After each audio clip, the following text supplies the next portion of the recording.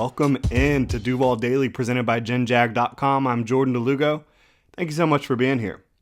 Right now, we're going to take a look at some of the big-time decisions that your Jacksonville Jaguars are going to have to face this offseason entering the 2023 season. There's a lot of contract decisions, a lot of roster movement that is going to happen here in Jacksonville following the 2022 campaign. We're going to dive into it. We already did a 3-round mock draft earlier this week for the Jaguars. Now we're looking at some of those roster situations the Jags are going to have to face and make some tough decisions here. And the reason we're doing this is because it's the bye week. Jaguars are 3-7. They're on a bye in week 11, so there's no football to talk about right now. We will get into previewing the Jaguars week 12 matchup with the Ravens next week. But for now, we're still looking ahead to the future, kind of taking some inventory, seeing what's going on with the Jaguars, just taking a quick look ahead at some of those decisions they're going to have to face, like I mentioned. I'd like to remind you to follow me on Twitter at Jordan DeLugo, Generation Jaguar at Generation Jag. You can hit that like and subscribe button on YouTube. Also hit the notification bell so you don't miss a show on here. If you want to support the channel further, you can become a channel member. You can also check out GenJag.com, pick up some new Duval gear. We've got a Jax varsity sweatshirt available for pre-order through next Tuesday. Just dropped yesterday. You can go check it out, GenJag.com. But let's look at these contract situations, some roster issues the Jaguars are facing as soon as the 2022 season ends. The Jacksonville Jaguars are going to be over the cap to start the 2023 offseason, which means before they do anything, they're going to have to figure out how to massage that number, how to get that number down. The easiest way to do that is to look at some of the contracts they signed prior to 2021 that have 2-year outs, 2-year team outs, right? Guys that signed prior to 2021 have now been on the team for 2021 and 2022. There's some 2-year outs in those contracts that players signed. And, even though it was only about a year and a half ago, that's the way this league works. 2-year contract or 3-year contracts with 2-year outs, you're probably not going to make it to that third year unless you're playing exceptional football. And when you look at some of those players the Jaguars signed, I think it starts with Shaquille Griffin. He's scheduled to be making a ton of money in 2023, but the Jaguars can get rid of that contract pretty quickly and pretty easily. And, I think Shaq Griffin is a good leader. I think that he's a good glue guy on a football team. But right now, in 2022, he has not been performing at a level of a starting corner, in my opinion, and certainly not a starting corner that is set to make $17.5 million against the cap in 2023. If the Jaguars do move on from Shaquille Griffin following the 2022 season, they're going to save a boatload against the cap. And that does sort of create a hole at the left cornerback spot opposite Tyson Campbell. But you could argue there's already a hole even with Shaquille Griffin on the roster. Hasn't been pretty. The Jaguars, if they move on from Shaq Griffin at the beginning of the offseason, they're going to save $13.5 million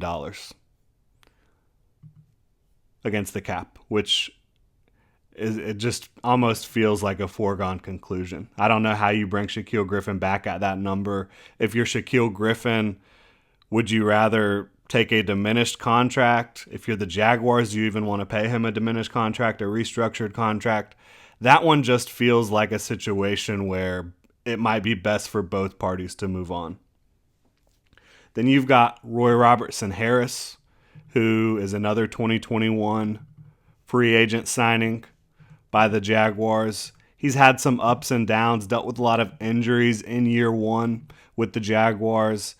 Overall, I think he has played at a decent level, but playing more like a rotational player than a full-time starter, in my opinion.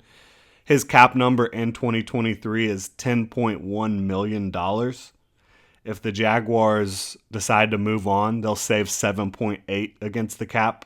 So you talk about moving on from Shaquille Griffin, moving on from Roy Robertson Harris, potentially, that's $20 million you're saving against the cap in 2022.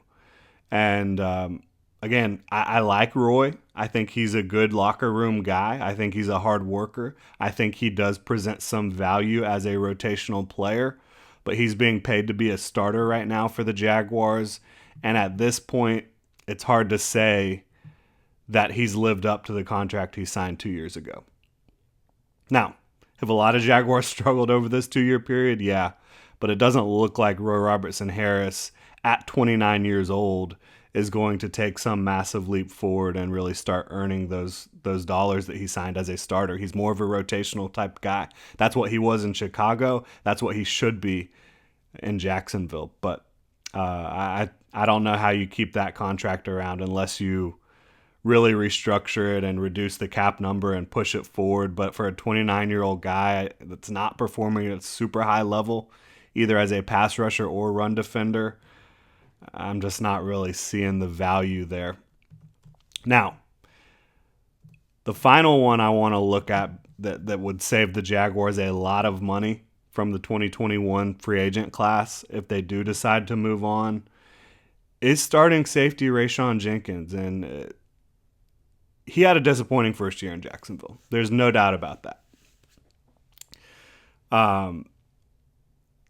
But I think when you look at what he's done for the Jaguars in 2022, it's much harder to say, yeah, they should definitely move on from Rayshawn. That contract isn't working out, because he hasn't been super consistent in coverage, but he has been making some big plays in coverage. He's been making a lot of big plays against the run. He seems to fit Mike Caldwell's defense pretty well overall. Now, again, is he giving up some plays in coverage? Yeah, probably more than you would like. But he is a free safety. He's more of a box player. If you value what he's bringing to you, which is big pass breakups, big plays against the run, and yeah, some coverage busts, then maybe you keep him around. Maybe you try to modify that contract. But the Jaguars would save $6.25 million against the cap by moving on from Rayshawn Jenkins. The one thing, you look at the safety position and even interior defensive line. If you move on from Rayshawn Jenkins, you can certainly sign a safety out there. This is still an undervalued position in terms of how much they're being paid. You should be able to find a safety that's a veteran to come in and fit your system and pay them a lot less, because you can massage that year one cap hit, push it down the road with the prorated signing bonus, and really have a much cheaper safety room in 2023 if you want it. Jenkins is 28. You could also just try to restructure the deal, try to make it a little bit more team-friendly in 2023. I do think Rayshawn Jenkins brings a lot of energy to that defense. I think he's a hard hitter, and he busts his ass on special teams, an emotional leader of sorts, in my opinion. So I could see that one going either way. I really could. But I do think the Jaguars are much more likely than not to move on from Shaquille Griffin and Roy Robertson Harris. I think there's a good chance Rayshawn Jenkins falls in that bucket as well, despite some of the success he's had in 2023. That would be a difficult decision for me. Now, you've also got players that are on expiring contracts, right? Players that you got to worry about bringing back potentially. I think it starts with Jawan Taylor. Talked with Brent Martineau about this yesterday on his show. What do you do about Jawan Taylor? Because I think Jawan is playing very well this year in pass protection. He's had 2 down weeks. Unfortunately, those 2 games were against the 2 best teams the Jaguars have played when you talk about the Eagles and Chiefs. So if you're talking about Jawan Taylor not being able to play against the big boys, that's an issue.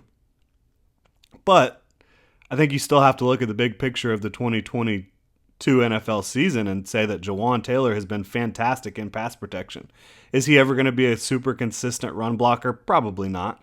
But that's not what you're paying these guys the big bucks for. You're paying them to protect the passer, to protect Trevor Lawrence. And for the most part, Jawan Taylor's done a really good job of doing that this year. He has had epic collapses against the Eagles and Chiefs, but if you're talking about playing close to elite football and pass protection in 8 out of 10 games, you're going to take that if you're a head coach, if you're a GM. So do you want to keep Jawan Taylor around? I think, yeah, you would love to keep him around. But on an expiring contract, coming off the best season of his career so far, if he continues to play the way he's played for the most of 2022, he's a former second-round pick. He's got talent. Physically, he's got the talent. And now he's put it together here in terms of playing pretty consistently for a full season. His over-the-cap valuation by overthecap.com is $12.3 million. I don't believe that he's going to sign for $12.3 million. If you were able to keep Jawan Taylor around for $12.3 million, I think you sign on the dotted line right now. But my thoughts are that he's probably going to be looking for more of a Cam Robinson type deal. You know, Cam Robinson was not coming off a season as strong as the one Jawan Taylor is having right now. And I know left tackles do get paid a little bit more than right tackles, but I think you're going to be looking at the very least north of $15 million to bring Jawan Taylor back. I would be fine either way, because if you want to say, look, Jawan Taylor, he has been a key to this offensive line's performance in 2022. He has anchored that right side, and with Jawan and Cam Robinson, we feel like we have two quality tackles that can get the job done for us. I get that. I really do. But on the flip side, do you want to be paying 3 offensive linemen premium money? Is that a good allocation of resources? Maybe. I don't really have a problem with that.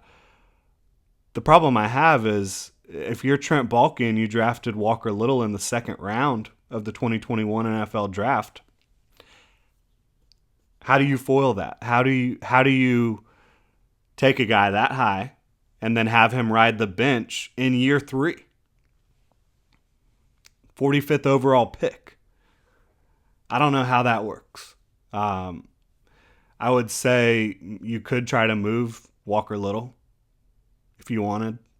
Try to get some draft capital from a team, maybe during preseason or early in the season next year, where maybe a team is a tackle away, they think, from competing at a high level. Maybe they lose a tackle, whatever happens, and you get some value out of that, maybe. If it was up to me, I would probably try to roll with Walker Little and use the money I would spend on Jawan Taylor elsewhere. Again, because you drafted Walker Little to be a starter. You don't draft players in the second round to ride the bench. So, I'm not at practice every day. I don't get to see every little thing that these guys do. But based on what I saw throughout training camp, based on what I've seen during his limited in-game action, I don't think there's any reason Walker Little can't be a starting right tackle in the NFL. Is he going to play as effectively as Jawan Taylor has this year? You'd be hard-pressed to say yes, again, just based on Jawan Taylor's body of work in 2022 in pass protection. It has been very impressive overall. What do you do there? Jawan's still really young. You don't want to let these types of guys walk out the building. These are the types of guys you want to keep around. When you talk about players you've drafted that are developing, that are playing good football, those are the ones you want to keep in the building, right? So that's a really tough decision the Jaguars are going to have to make, and it might just come down to brass tacks. It might just come down to money. We'll see how it plays out. Could they employ the franchise tag again? Kick the can down the road a little bit, but make sure you have Jawan in the building. Would Jawan be happy to sign a franchise tag? Most players are not. We'll see. You've also got starting receiver Marvin Jones on an expiring contract. He is going to be 33 next year, but Still playing some really effective football as a go up and get it type of receiver. He doesn't have to create a ton of separation for Trevor Lawrence to feel comfortable throwing him the football. He can just kind of go be that possession receiver where even if he's blanketed a little bit, you feel like you can throw it to him and have a chance for him to come down with it. So when you talk about Marvin Jones, what's it going to cost you? Probably not a lot. He signed for fairly cheap here before. But do you just want to move in a younger, cheaper direction? That's going to be the question with Marvin Jones. And if you do that, you're probably looking at drafting someone at some point in third, fourth, fifth round to replace Marvin Jones. Or you go earlier and really try to upgrade Marvin Jones. You could do that as well. But I think Marvin is a good locker room guy, a good leader. I think he's performed fairly well on the field for the Jaguars over the last 2 years. Excuse me. So that's another decision. Going to be 33, though. Tight ends. Your top three are all free agents. Evan Ingram signed a 1-year deal with the team this year. Chris Manhertz is on the second year of his 2-year deal. And then you've also got Dan Arnold, who is on the final year of his deal. What do you do at that spot? You've got Luke Farrell in the building. You feel like you can roll with him as a potential blocking tight end, I think. Maybe your top blocking tight end. He'll be in his second year in 2023. Third year in 2023. But what do you do there? Do you try to bring back Evan Ingram, who I think has overall been an impressive receiving target for the Jaguars? A guy who you can get the ball to quickly and he can make some things happen with his quickness and speed. A guy who you can kind of threaten downfield a little bit with. That connection down the field has not been as good as you'd like it. Hasn't been as crisp as you'd like it from Trevor Lawrence to Evan Ingram, but they've been fairly effective.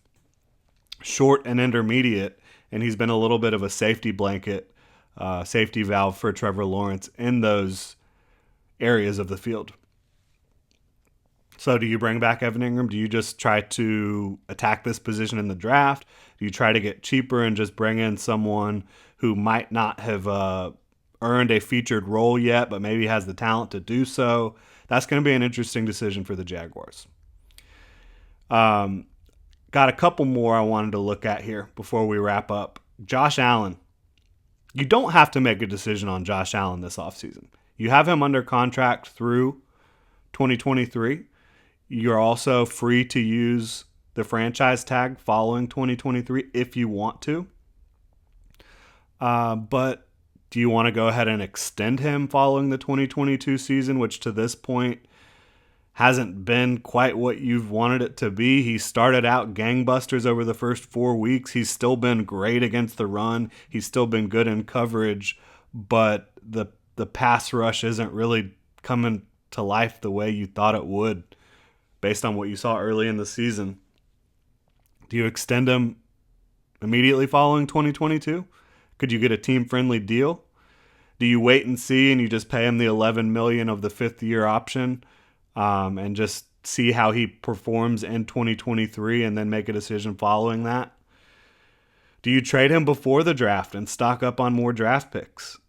I'm probably in the camp of see what he does in 2023 in his fifth year, his second year in the Mike Caldwell system, assuming Mike Caldwell stays around, and just see how it plays out. The worst that could happen is he has a really good year, signs elsewhere, and you end up with a comp pick.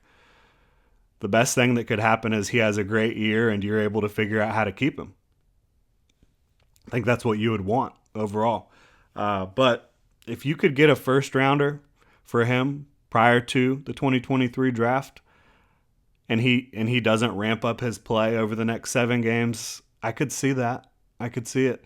But I'm probably more in the wait and see what he does in 2023. You don't have to make a decision right now. You do have the power of the franchise tag. There's a lot of different ways to keep him around if he does play really well. And I would probably do that. I would want to keep Josh Allen around. Again, it's at what cost, right? What long-term cost? So we'll see how that all plays out with the Jaguars and Josh Allen. He likes to be here. He's a leader, team captain on defense. He's a really good football player. He's just not sacking the quarterback as much as you'd like. Final one I wanted to look at, and this is another 2021 free agent signing, Jamal Agnew. He has a $5.5 million cap hit.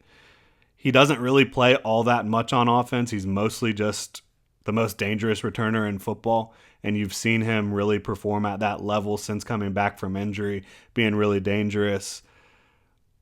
If you cut him pre-June 1, you save $3.2 million. If you cut him post-June 1, you save $4.3 million. I'm not pinching pennies to get rid of Jamal Agnew.